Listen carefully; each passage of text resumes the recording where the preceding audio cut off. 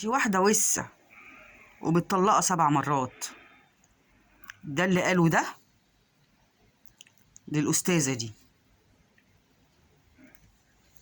الشيء ده الأستاذة دي خليته ليه تمن، هي واللي زيها. علت الواطي، فالواطي علي وشتمها ووطاها وقال لها ألفاظ بذيئة بالفم المليان. ما اختشاش، ما رعاش ان هي عندها ان هي ام وعندها اولاد، عروسه وراجل ما رعاش ان هي ممكن تكون قد مامته، ما رعاش ان هي اتعلمت وشقيت وسنين كليه وسنين دراسه وشغل وتعبت وشقيت، وانها ست قد مامته مثلا. ما رعاش كل ده، وشتمها بألفاظ أوسخ الألفاظ وأقذر الألفاظ. أنا مش قادرة أتعاطف معاكي، مش قادرة أتعاطف معاكي، عشان أنتي واللي زيك عملت لهم تمن، عملت لهم قيمة، خليتي الواطي عالي، سبتي معاناة الشعب ومشاكل الشعب، وسبتي الأشياء المهمة اللي أنتي ممكن تتكلمي فيها، وبقيتوا تجروا ورا الترندات وتجروا ورا ناس تافهة وهايفة وتعوج وشها، واللي يعوج بقه واللي يعوج لسانه، وتخلوهم وتنجموهم، تخلوهم نجوم مجتمع وتجيبوهم في برامجكم وقنواتكم. هما نجوم في حتتهم على التيك توك وعلى الفيسبوك.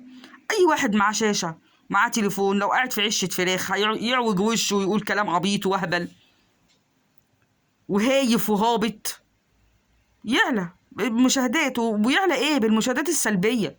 يعني الناس بتشتمه في التعليقات، فده يعلي الفيديو عنده، يعلي الريتش. فخليته من القشرة ذهب.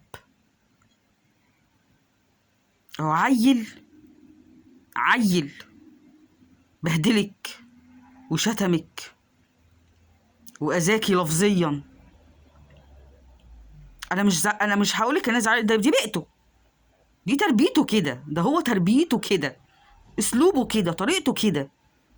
لكن انتم يا مذيعين مصر، يا اللي بتعملوا من الله شيء، وبتطلعوا تجروا ورا الترندات، وبتطلعوا تجروا ورا الناس الهايفه والتافهه والهابطه، وبتنجموهم وبتعلوهم انت اول الناس.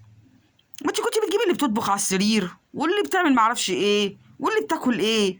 ما كل دول ناس بتوع تيك توك وفيسبوك. فهو جه طلع واحد منهم هزقك وشتمك، ومش همه اي حاجه، مش همه اي حد. هو ما يعرفش ان انت مثلا حتى لو انت جبتي سيرته في برنامجك ولا صورته انت بتشيريه اكتر. لا، هو بقى ايه؟ عايز يشتمك، هو يطلع يشتمك عشان كمان ياخد ترند زياده ويعلى اكتر، وانه الواد فتك بقى وبيشتم مسيعه.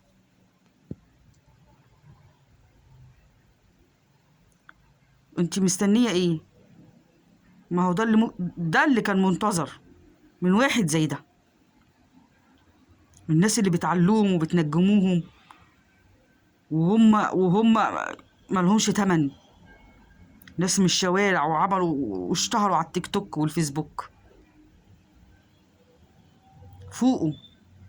فوقوا لنفسيكم، تطلعوش تجروا الترندات والمشاهير الهبل والعبط. تطلع واحدة هايفة تعوج وشها وتعوج بقها وتجيبوها على القنوات بتاعتكم، يطلع واحد عبيط ما بيعرفش يتكلم، تطلعوا تجروا تجيبوه وتنشهروه وتنجموه.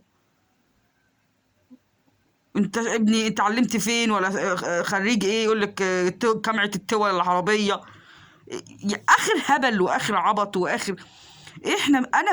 انا مش عارفه احنا في زمن ايه. وربنا ينجينا، وربنا ينجينا من اللي احنا فيه.